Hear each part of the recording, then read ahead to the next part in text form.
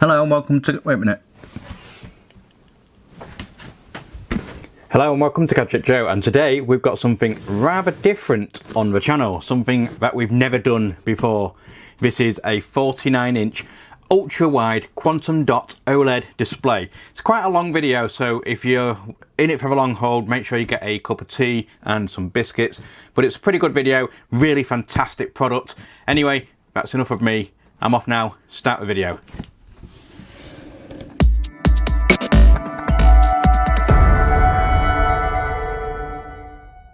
In today's video, we're taking a look at an incredibly large display, and that is the display that we have here. It is the MSI MPG 491 CQP Quantum Dot OLED display. Now, normally I would be sat down behind this desk, but unfortunately, due to the size of this unit, I am not able to do that. So, to give you a rough idea of just how big this thing actually is, if I put it straight in front of you, it's pretty much taken up the whole space of the desk, and as you can see, it is an absolutely stunning display. What we're going to do in this video is something slightly different to the normal format. What I'm going to do is initially do some fancy shots of the display itself to give you a good visualization of how it all looks, and then obviously I'm going to run through some of the specifications, some of the key features of the display. Then I'm going to change the camera angle. I'm basically going to do some key functionalities of the display. So what I'm going to do is effectively watch some YouTube videos on it to see how it looks, to see how the display looks, see how the video looks on a display like this. It is not a 4K display, it's a 1440p unit. It's just an extremely long super wide monitor. What I'll also do is do a little bit of gameplay on it, albeit a little bit badly, and then we will see just how well it performs. I'm also going to put it to the test using the OSRTT testing system, which you'll see later on in the video. I will also link that down in the description, so you can go check one out for yourself as well. It is an incredibly large display. Taking it out of a box was a challenge in itself. As you can see, the box itself was pretty much the size of the desk. So I had to record everything, stood up and behind it, and tried to open it. It's probably the biggest box I've ever had to open, and it was a difficult job. I would definitely recommend doing this with two people, so that it's so much easier to maintain and basically handle. Once you've got everything out of the box, as you see, you have the display itself. It does feature a quite aggressive curve. Not too aggressive, it's an 1800R curve, and it is an absolute striking panel. It features some incredible design work on the back, with a MSI dragon on the left with a glossy back on it, and then you have some stripes going along the back right up to the nameplate on the far right.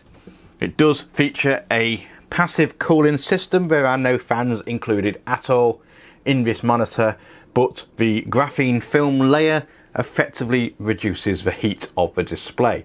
Now, powering a large panel like this means that it's going to generate a significant amount of heat. To install the monitor arm, all you have to do is take the legs, which is this split bar here. It's made of solid aluminium. It's really quite substantial and heavy. Now, the mounting arm is plastic coated, but it does have a metal core running along it.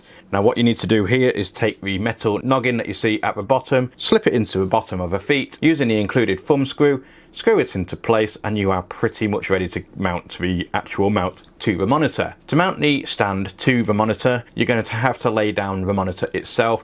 Make sure you're careful not to put any undue pressure on the monitor, because obviously it is curved. You are going to be resting it on each corner, so you need to make sure that you look after the monitor properly. Now, the stand itself is around 6 kilograms, so you're going to have to be careful when you do this. All you need to do is line up the two noggins at the top with the back of the open plate on the back of the monitor. All you need to do then is lift up little toggle at the bottom of the plate, and then it just simply pops in. Let go of the little toggle and it will clip itself into place, and then you're pretty much ready to go. Once the stand is on, you have what you see here, and it does have a fair level of tilt, rotation, you can move it up and down. I'll explain a little bit more in detail as the video goes on. Now it is, as I mentioned, a 1440p panel. It's a 49-inch ultra wide, or super wide I would probably call it. It's marketed as an ultra wide. I would definitely call this a super wide, and you'll see exactly why in this video. It's not a cheap panel. You can pick these up currently for between £1,000 and £1,100. Now you can pick them up cheaper. I have seen them for sale cheaper. There are also multiple 49-inch panels on the market. Now some of them have higher specs than this, including such things as higher refresh rates, but you'll often find that they bear a slightly higher price tag. So I would probably go as far, based on the video itself and how I found everything, say that this is probably one of the best value 49-inch super wide monitors. The specifications of a 491 CQP are very impressive. Starting with the display itself, it is a striking DQHD, or dual quad high definition unit, with a 5120 by 1440 resolution, which technically could class it as a 5K monitor, where in reality it is a 1440p monitor. It is a Quantum Dot OLED display too, which is a Samsung panel that is used in multiple 49-inch ultra-wide displays on the market currently. A QD-OLED display is effectively a display that uses an OLED panel for the backlight, giving near-on infinite contrast ratios thanks to its ability to turn off individual pixels and striking colours with added quantum dot technology that emit colour via an electrical signal rather than driven via the backlight. This combined results in a super clear, vibrant, sharp and colour-rich image.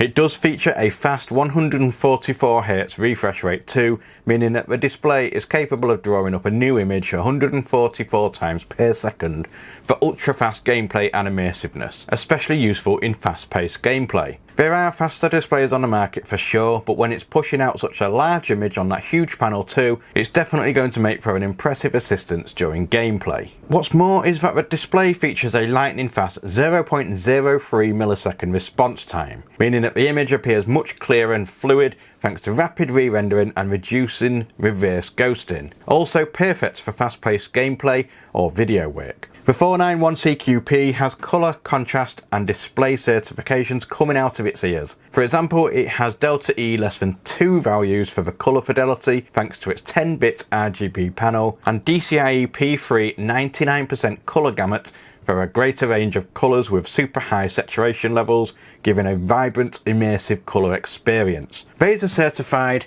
Display HDR True Black 400 for super lifelike imaging, adaptive sync to sync the refresh rate of a monitor with your GPU to eliminate stuttering or screen tearing, blue light reduction to reduce high energy viewing, or HEV for short. This protects your eyes and causes them not to work as hard and reduces eye strain and fatigue, and an anti-glare coating on the screen itself reduces distractions. It does also have additional screen protection capabilities too, under the name of OLED Clear 2. This has functions like pixel shift, panel protect and static screen detection to try and eliminate the dangers of OLED screen burning. Taskbar detection and multi-logo detection are smart features that automatically reduce luminance to fixed icons and also shifts them slightly to avoid any image burnings. Boundary detection adjusts for lighting and luminance of a boundary between the image and background every few seconds. There are also some gaming intelligence aids too, using AI functionality to enhance your gaming experience from a software suite named MSI Gaming Intelligence, which allows you to fine-tune your display to exactly how you want it to increase the effectiveness in-game specific for the game type you play. AI Vision highlights details within the image on the screen to enhance the brightness and saturation in the right places to ensure the best detail. There is even a smart scope function named Optic Scope that will automatically magnify your aim point and, with the help of shortcuts, allow you to quickly zoom in and out to make the best use of a feature. In terms of connectivity on the display, you get one DisplayPort 1.4, two HDMI 2.1 ports, and a Type-C display ports with an additional power delivery of up to 90 watts. Next to that you have two USB 2 Type A ports with KVM technology to allow you to connect a keyboard and mouse direct to your monitor. Finally, we have a USB Type B port and a headphone output. Being 49 inches, it's a very large display with a 32:9 aspect ratio. It can raise on the stand to between 0 and 100 millimeters, and it can tilt inwards up to 5 degrees and outwards forwards up to 20 degrees. It can also swivel up to 30 degrees either side. The stand doesn't support vertical display mounting thanks to its large size, but it does feature VESA 100 mounting on the rear, so if for some reason you did wish to mount it vertically, then you could do so with a mount. If you were to mount it on a wall mount, just remember to take into consideration that this is a large heavy unit coming in at 10.3 kilograms, so you're going to need to make sure you have a substantial mount to do so. With the stand, it comes in at a whopping 16 kilograms, so it's no lightweight for sure. So now that we've gone over the specs of the actual MSI 49-inch ultra-wide monitor, we're going to take a look at how it looks in a real world scenario, because what I've done here is effectively used my desk that I do all my videos on and set it up as if it was my own desk in my house. I put a computer system built here and obviously got it powering the display. I did try and power it through some alternative devices such as the ROG Ally or the Antec Core HS and stuff like that, but they just weren't quite powerful enough to sort of power the entirety of the display. Even on an ultra-wide setting, they were often sort of sitting at the 21:9 aspect ratio, so there was like a letterbox style spaces on either side of the display, and it just didn't really show the full potential of obviously the display itself. So obviously, as you can see here, the display is absolutely glorious. It looks absolutely fantastic, and I can't really sort of portray this on a video or on a camera just how big this thing actually is. When you're sat in front of it, it feels so immersive. It feels so, it sort of wraps around your eyes, because obviously you've got that curved screen. It is an 1800 screen, so it's quite an aggressive curve, but it's not actually too noticeable on a screen of this size. Now obviously with a 1500R, you'd probably actually notice that it was more, well, it'd almost appear quite flat. So I think this is the right amount of curve. Now obviously I know you've got the likes of a Samsung Odyssey G9, which is a really aggressive curve. For the size of a display, that might be a little bit too much, because this is just about right. You can sort of still sit comfortably and obviously see all angles of the display at a pretty decent length from your face. Now the curve obviously does help bring it around and really sort of immerse you in the display overall. Now as you can see, the display looks absolutely phenomenal, but this is just the home screen. The aspect ratio is a 32:9, so it's very, very wide and quite short. I say quite short, but you're still talking probably bigger than an average monitor, but it's like effectively having two large monitors right next to each other. So what I'm going to do for the sake of this sort of test is run a couple of videos and then obviously go through a few websites to show the benefits of an ultra-wide screen and also some of the disadvantages of a ultra-wide screen. I'm also going to show you what it's like when you're video editing on it, and you'll see exactly why for someone like me this is an absolute dream of a setup. Now you do have a high refresh rate on this as well, not as high as some. There are some that are really sort of high, probably even doubling what this is, but nonetheless it's still a 144Hz display, so it's pretty fast anyway, and it does have that rapid 0.03 millisecond response time, which I'm actually going to put to the test with the OSRTT. This is basically a testing tool for response times of displays. So it does obviously other features as well, but for the sake of this video I'm just going to do the response time for this monitor to see just how close we can get to that 0.03 millisecond claim time. Enough about talking about some of the specs, because I've already bored you enough in this video about pretty much all the specs of this. We're going to go through some of the real world applications now. So starting off, I'm going to load up the internet. And as you can see, what we've got here is the Scan website, and this is their new website, and they've actually adapted it to sort of fit in better with larger monitors, and it looks more effortless and more streamlined. But even here, as you can see, you have some large empty spaces either side of the effective actual website here. That's no fault of the website itself, because generally speaking people make websites that are for a basic rectangle 4:3 setup. But as you can see, the text looks absolutely fantastic. All the images look nice and bright and bold. One good thing about a Quantum Dot OLED display is obviously that the blacks are always usually just black.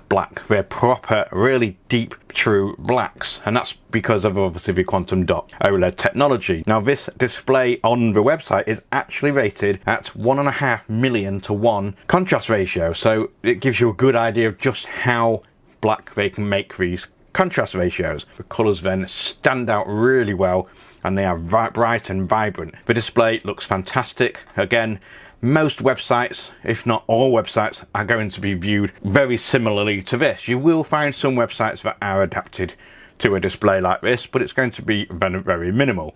But with that said, it's not a massive problem because you can effectively have the display.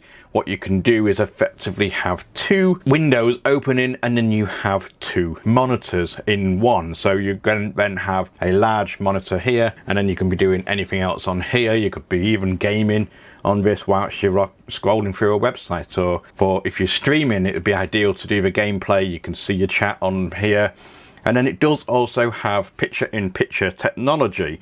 Now, the picture-in-picture technology doesn't just mean from one system. So you could effectively have your system running and then a gameplay in the corner, and then you can run it through that, or a video in the corner. But what it means is that you can then effectively plug a phone or a handheld PC or anything else like that through one of the inputs on the back. So it's HDMI, USB Type-C, or alternatively the display port, and then you can have that external video input playing here. So you can have both of them input into the same monitor at the same time. And then you've also got picture by picture, which is an enhanced version of effectively having two monitors in one. And this will work very similarly to what I just mentioned about the picture in picture. So you can have one system powering one side of a screen and another system powering the other side of the screen, which is a fantastic feature. Now that we've looked at the websites, we're going to take a look at some of the YouTube sides of it. Now, obviously for video, YouTube often sort of, I call it dumbing down the resolution of a video. I don't believe that their 4K is actually full 4K. Now, I know it is 4K because of the pixel count. I don't think that the quality is quite as good as it could be. We'll still take a look at it anyway. So I'm going to start off by looking at one of my videos. As you can see, doing the same sort of thing as we just saw from a website. You have large spaces either side. Now you could effectively do a theatre mode, which fills in the spaces on the side, but you still got those spaces on the side. Now if you come back off to the default view and then play the video, now the one thing I will mention is there's no speakers on this setup as well, which is a shame really. They could probably get away with adding some speakers to this, and for the price point of a monitor, it's definitely something I would like to see added on there. But you do have a headphone output or a speaker output, so you can pass the audio through it. And then as you can see here, the video is playing. Again, the colours look really nice. The contrast is really nice and sharp, and overall it just looks really nice. Now if I put it into full screen, again we have a very similar problem. You've got these large black windows either side of the actual video. Now that's not making the video unwatchable. You can definitely watch it. You're still pretty much in view of where you need to be. But these two sides are just sort of left blank, and they can be a little bit off-putting in times. But this is where some of the problems can come in, because ultra-wide content sometimes looks like this. Now as you can see, the video looks a bit wider already, but this is a classic ultra wide aspect ratio, and that's 21:9. And what happens when you do it at that aspect ratio is it does then make the video a bit wider, but you still have some black spaces either side of a video. So it's an ultra wide video. Again, it's still not filling everything. It does look absolutely fantastic. The colors are really nice and vibrant, and you can see all the little details. Everything looks absolutely fantastic. It's nice, crisp, sharp. Don't really know how it's going to be showing through on the video, but what I can visually see here is absolutely stunning. Now those really deep rich blacks, thanks to the Quantum Dot OLED technology, really do stand out, and it gives it that good sense of depth. In fact, it actually almost gives you that 3D sense of feeling. And now I know it's not a 3D monitor, but it does have that feeling to it. What I'm going to do now is going to come off this, and then we're going to look at an actual 32:9 ultra wide or super wide aspect ratio video. And this is an 8K video. It won't play the full 8K resolution, the quality of 8K, but obviously it will play back the video. Now what you can see here is the video looks even longer on here and really quite narrow. So when we play this one, this now fills the entirety of the display, and the display looks absolutely fantastic. Now, this video, however, considering it's an 8K video, actually I don't think looks very sharp. Yes, you've filled the entirety of the panel, and that's fantastic, and it really does give you a sense of just how big this display actually is. If you're watching a video that does have this format, you really do have a lot to look at, and you can get a lot of information in from just one picture. But the quality of this one is a little bit lacking. But with that said, the blacks are still very black, the colours are vibrant and they're popping, they're nice and clear. Now let's see if I can move it forward, see if there's a different view. Again, it's the same sort of video. There are different videos on YouTube that you can play in this format, but I don't really want to infringe too much on anything that could potentially copyright the video. When it comes to gameplay on the 491 CQP, we entered what I believe to be the true representative of this sort of display. The entirety of a screen was filled in from the games, and the image given out is absolutely mind-blowingly good. The colours were vibrant, sharp and well saturated with ultra-rich blacks and greys, and the motion blur was almost non-existent. There was no screen tearing whatsoever, and most importantly, the detail was crystal clear and sharp. It didn't skip a beat on a single game we played. I played Counter-Strike 2, which played fantastically well. Admittedly, it played far better than I ever did, as my skills on this game are very much to be desired. But nonetheless, you can see the incredible details and the beautiful image on the display. What's more is that this monitor is designed for games like this. Yes, it's going to be intensive on the components to be able to play games at full resolution with high presets on a display like this, but it is absolutely worth it for the results you get. The extended depth of view and the overall size makes picking out enemies super easy. Plus, the fast response time combined with the AI technology running behind the scenes for the crosshairs and the colour enhancers, you could even look like you actually know what you're doing without actually knowing what you are doing, kind of like me. I also played Fortnite, which is a similar story, and the beauty of Fortnite is not only is it fast-paced and full of action, it's also very, very vibrant and bright, and the display handles it perfectly. The same can be said when playing one of my old favourites, and that is Dirt Rally.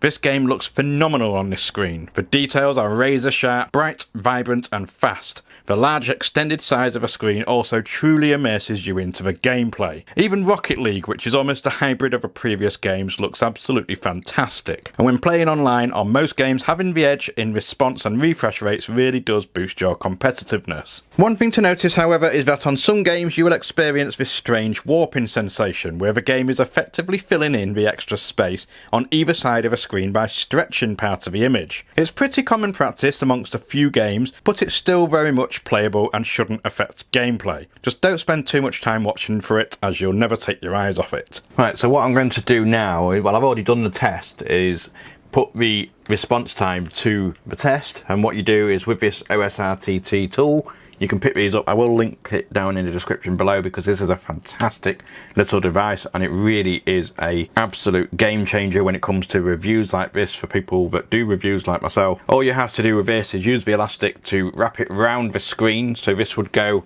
around like this, and then you just tighten it into position, as you can see here. And then once it's nice and tight on there, you can see it's now sat nice and flush on the monitor, and then you run the OSRTT software. Now the OSRTT software will connect to the device, and then you can change your settings. So here I've got a frame rate limit of 144 to match for 144 Hz, and then I'm going to do a capture time of 100 milliseconds, and then I'll do 5 test runs. Now I've already done that, so I'm going to show you some of the results that I've already got from this effectively. So now we have the results of the testing, and what we did find from this actual testing thing, I did this multiple times as well and got very similar results. We got an initial response time of 0.8, and in some tests we actually got as low as 0.5, which you can see here, which is the best score. Now the worst scores were quite high, and that could be down to other influencing factors such as light getting into here, but generally speaking the average initial time is at 0.8, and all the tests that I did all kept it around that sort of score. So it's not quite the 0.03 milliseconds that they rated, but still 0.8 milliseconds is an absolutely phenomenally fast display. The MSI Gaming Intelligence app that I mentioned earlier on in the video is simply an app that can fine-tune all the settings of your display, effectively becoming the in-computer software controlled version of the hardware that comes with the display itself, as seen on the on-screen menu. To get the software to actually work on the monitor, you're going to need to connect the included USB-A to USB lead into the back of the monitor. What you can do in this app is effectively add things like AI functionality, such as the smart crosshair that comes up on your screen, especially useful on shooting games. What it will do is effectively use AI to help you and assist you on gameplay. If you're playing a shooting game, it will then light up in a different colour or zoom into your target or prospect to let you know when you need to shoot. Effectively, you could class it as a bit of a cheat, but it just seems to be a function that is now built into most modern monitors. On here you also see some of the aforementioned MSI OLED Care functionalities on here. They have a pixel shift that you can change through from slow, normal, fast. You have Protect Notice, which automatically does it. You have Panel Protect, which effectively shifts the pixels and changes the luminance of the backlight to protect the screen from any burning. You can also have on-screen displays of your refresh rate, situate wherever you want it to be, so you can have it on your left top, left bottom, right bottom, or alternatively customize it to have it wherever you wish to have it. You can actually have functions like alarms on the actual monitor itself as well. Programs on here add different user profiles. What this will do is effectively turn the monitor settings to best suit the style of the user settings that you see here. So for FPS, it will dull down everything else, and the automatic AI functionalities will come into play when you're needed to basically shoot, and then it will highlight the colour in that area. For racing, it will change it again so that it changes all the dynamics of the screen so that you can focus more on the road itself. The same again with RTS games, RPG games, even movies. You can change the settings so that movies automatically look so much brighter, much better and more detailed. And there are multiple different modes as well, including Movie, Anti-Blue, Office, sRGB, Adobe RGB, Display P3 or Eco mode. Going into the Tools tab, you can actually change extra functions such as the mouse pointer speed. So for example, if I set it to slow, I can move my mouse pretty fast and it doesn't move very fast on the screen. Again, obviously you can then go to fast and it absolutely flies across the screen. I personally would like it sort of in the middle, and that's more along my sort of pace. And then obviously you've got double click speed, so you can adjust them. Vertical scrolling, you can change that from slow to fast. You also have an on-screen keyboard as well, and you can connect it to a wireless display. You have auto shutdown, which you can set to have it done at any time interval that you wish. You also have a power and sleep functionality, along with a magnifier, zooming in, zoom out and close functionality. You also have MSI remote display, which you can scan the QR code that you see here on your mobile device to effectively have what is on here mirrored onto your device, or alternatively the other way round. You can also project what's onto your screen into a laptop or a handheld device, or you can clone your screen, extend your screen, or have it just externally. Split window is a very useful tool because here you can effectively make multiple displays out of your one single display. So for example, as you see here, you can have it as one single panel, or you can have it as two separate panels split down the middle. One of them here would automatically do a larger chunk of the screen with a smaller side on the right. You can have a split right down the middle. Again, you can have up to 3 different displays here in different configurations. And then you could even potentially have it into 4 different displays. And here you can set different functionalities on the monitor itself to become a macro key to launch certain parts of the different functionalities of the monitor.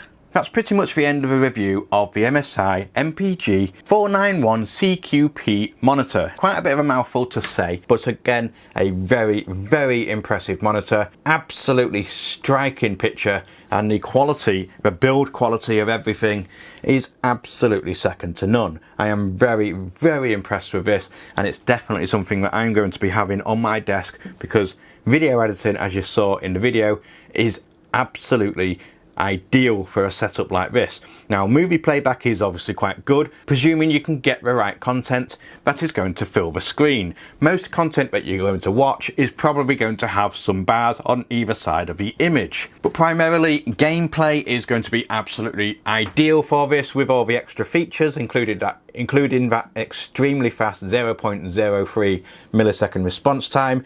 Granted, we found about the results to be around 0.5 milliseconds, but that's still an impressively fast display and response time. The 144 Hz feature, it would be nice to see that slightly higher, but again, you're going to pay a little bit more. There are alternative models of this where they're using the very same panel with faster refresh rates on them, but you're going to be paying probably £300, £400, £500, £600 more. So in terms of value wise, this is a pretty much no-brainer.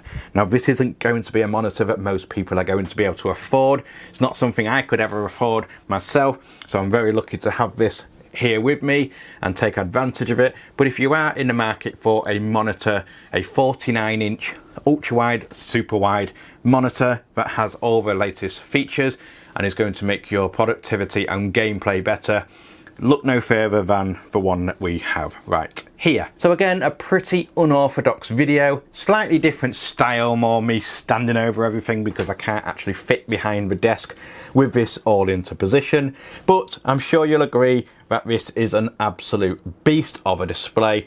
There are a few things I would change about it, but again, you can't really be a chooser when it comes to that price point. I think the only thing I would probably change, even at this price point, is maybe the addition of some speakers. Would be nice to be able to have, even if it's just a couple of 5-watt speakers in there, just something extra to have. But you do have that pass-through functionality, and then obviously you have the KVM pass-through USB ports on there, so that you can actually technically add your keyboard and mouse to the monitor, so you don't have to have them connected to your PC. It does free up some USB points on your PC. And that's pretty much it. So I'd love to know your thoughts in the description down below as to what you think of a monitor like this. Is this something that you could see yourself having in your own setup? If you took away the price tag, you had the options to be able to get something like this, would you get something like this, or do you think it's wildly impractical? Let me know down in the description. While you're down there, don't forget to click like and subscribe to the channel so that you don't miss out more videos like this. We have lots more coming, maybe not quite content like this, but we have got more monitors and other products coming in the channel. We've also got some giveaways coming as well. So again, huge thank you for those that have watched this video. Let me know once again down below what you think of this. I will leave a link in the description below as to where you can get one. I'll try and find one at the best price too. And that's pretty much it. I'm going to try and remember the name of this now, but I've been Gadget Joe. This has been the MSI MPG 491 CQP 49-inch super wide 1440p gaming powerhouse of a monitor. And until next time, goodbye.